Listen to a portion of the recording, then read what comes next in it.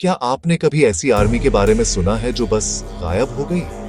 मैं कुछ सोल्जर की बात नहीं कर रहा जो जंगल में खो गए थे। मेरा मतलब है एक पूरी इन्वेडिंग फोर्स, पृथ्वी की सबसे पावरफुल फोर्स में से एक, जो एक किंगडम में मार्च कर गई और फिर कभी नहीं दिखी। फिल्म जैसा लगता है ना? लेकिन यह असल में हुआ था। एक मैसिव अनडिफिटेड आर्मी अपने टाइम के बेस्ट वेपन से इक्विप्ड हिस्ट्री के पन्नों से गायब हो गई। वे कहां गए? किस मिस्टीरियस पावर ने उन्हें निगल लिया?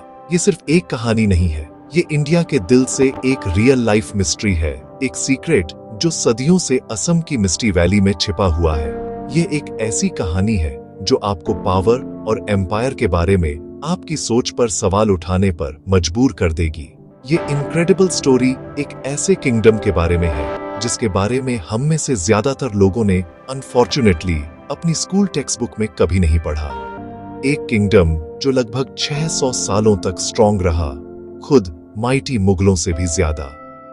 यह था अहोम एम्पायर। वे सिर्फ राजा और रानी नहीं थे, वे एक यूनिक कल्चर के प्रोटेक्टर थे, एक सेक्रेड लैंड के गार्डियन थे। उनकी कहानी अनबिलीवेबल करेज, ब्रिलियंट स्ट्रैटेजी और अपने घर से एक डीप अनब्रेकेबल कनेक्शन की है। ये समझने के लिए कि उन्होंने एक पूरी आर्मी को कैसे गायब कर दिया, हमें सबसे पहले उस आदमी से मिलना होगा जिसने यह सब शुरू किया था। एक राजकुमार जो हिस्ट्री के कोर्स को बदलने के लिए डेस्टिन्ड था, क्राउन के साथ नहीं बल्कि एक प्रॉमिस के साथ। हमारी कहानी एक बैटल से नहीं बल्कि एक जर्नी से शुरू होती है। इमेजिन कीजिए, एक यंग प्रिंस, उनका नाम था सुकाफा। वह उस भूमि में पैदा नहीं हुए थे जिस पर वह एक दिन राज करेंगे। वह ताई प्रिंस थे, आज के म्यांमार के एक किंगडम से। साल 1218 में उन्होंने एक फेटफुल डिसीजन लिया, अपना घर छोड़कर एक खतरनाक जर्नी शुरू की। पहाड़ों को पार करते हुए, घने अनजाने जंगलों को पार करते हुए। न तो वे युद्ध से भाग रहे थे, न ही दौलत की तलाश में थे। वह एक कॉलिंग का पीछा कर रहे थे, डेस्टिनी जो उन्हें ब्रह्मपुत्र वैली की फर्टाइल प्लेन्स की ओर खींच रही थी। न कोई मैसिव आर्मी, बल्कि एक छोटे फॉलोइंग के साथ आए थे। नोबल्स, सोल्जर, उनके परिवार। सुकाफा सिर्फ एक रॉयल एडवेंचरर से ज्यादा थे, वह एक विजनरी थे। उन्होंने असम की जमीन में कुछ देखा जिसे दूसरों ने अनदेखा किया। उन्होंने लूटने के लिए टेरिटरी नहीं देखा, उन्होंने घर बनाने के लिए देखा। उनकी फिलॉसफी सिंपल थी, फिर भी उनके टाइम के लिए रेवोल्यूशनरी थी।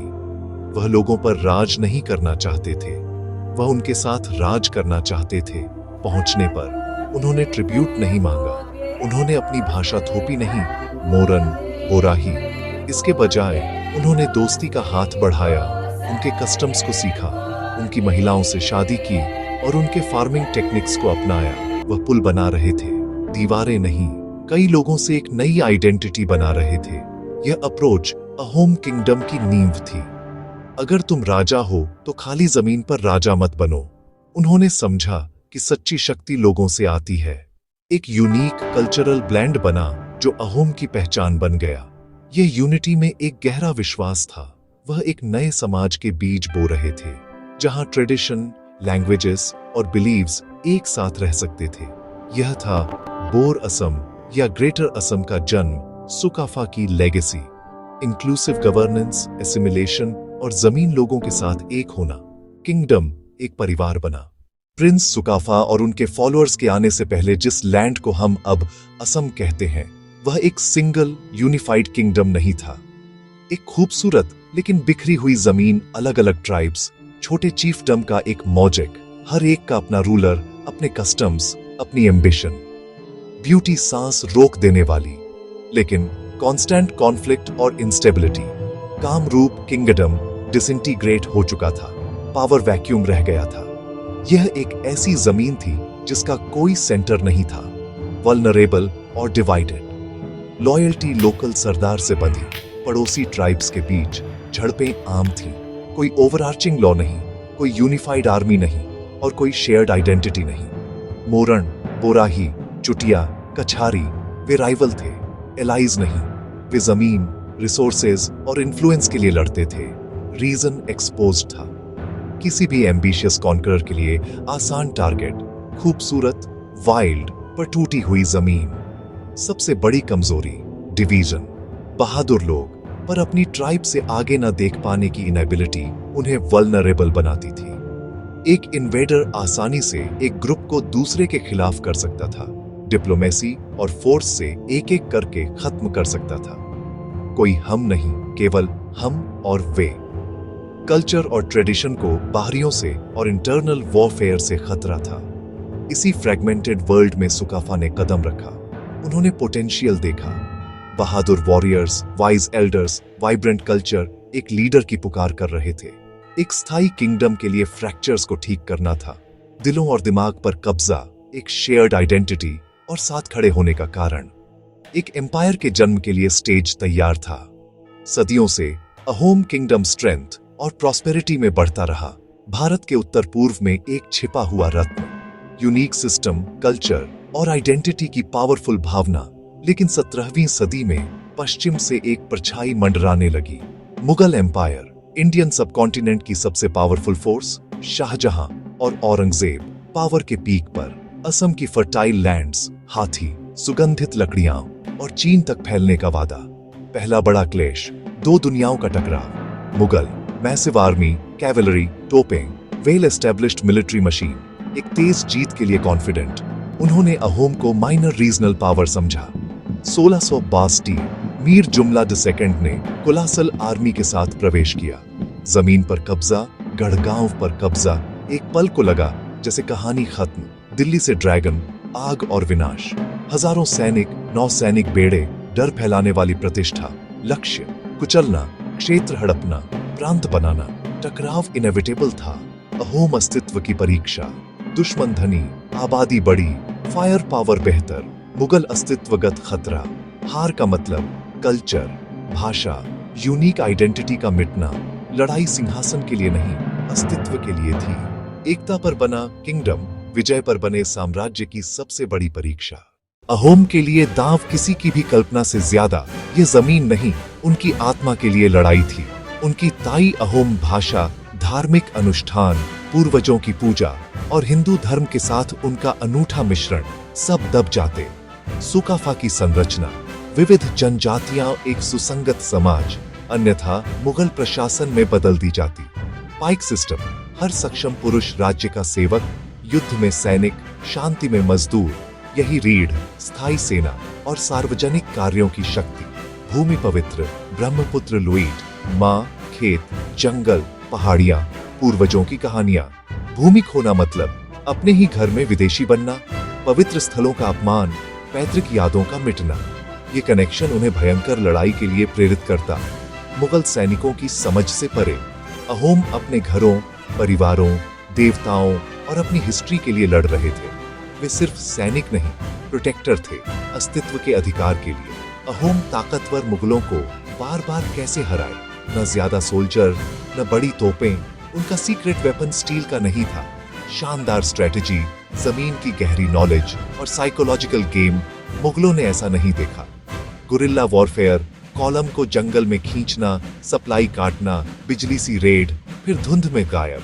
सबसे शानदार, स्ट्रैटेजिक रिट्रीट। राजधानी गिरने पर भी घबराहट नहीं, सरेंडर नहीं। राजा जयध्वज सिंह ने पहाड़ियों को पकड़ा, पूरी आबादी संग।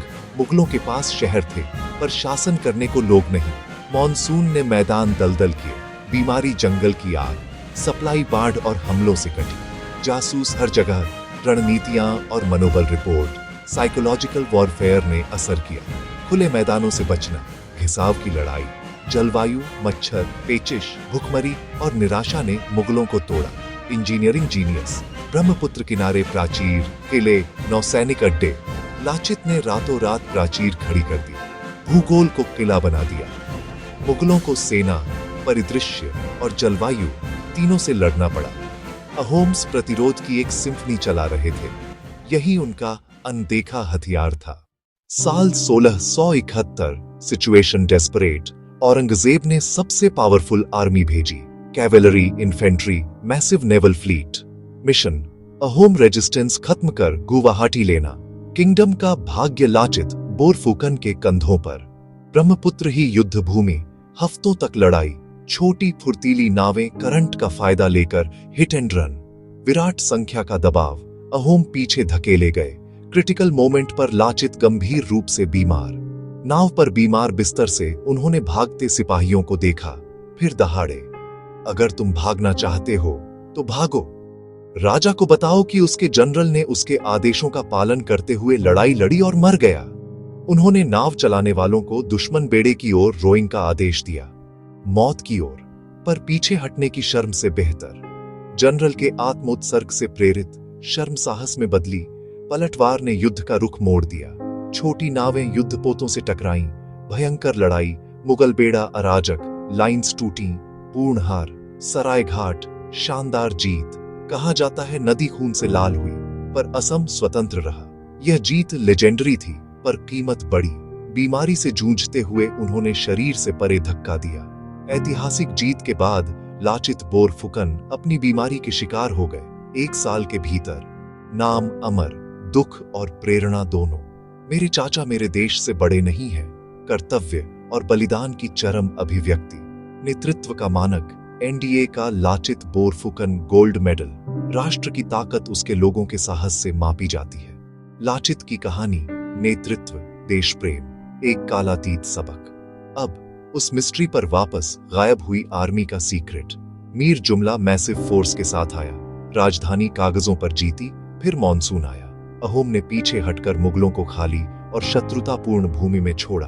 बीमारी, भुखमरी, गुरिल्ला हमले, संधि कर पीछे हटना, हजारों सैनिक खोए और एक बड़ा हिस्सा कभी वापस नहीं आया। कटे छूटे सैनिक वहीं रुक गए। अहोम के सुकाफा आत्मसात सिद्धांत से उन्हें जमीन, परिवार, नई पहचान मिली। वे असमिया समाज में मिल गए, गोरिया कहलाए। उनके वंशज आज भी हैं। आर्मी हवा में नहीं घुली, आबादी में मिल गई। सच्ची ताकत दीवारें नहीं, बाहें खोलना है। यही अहोम का सच्चा रहस्य है।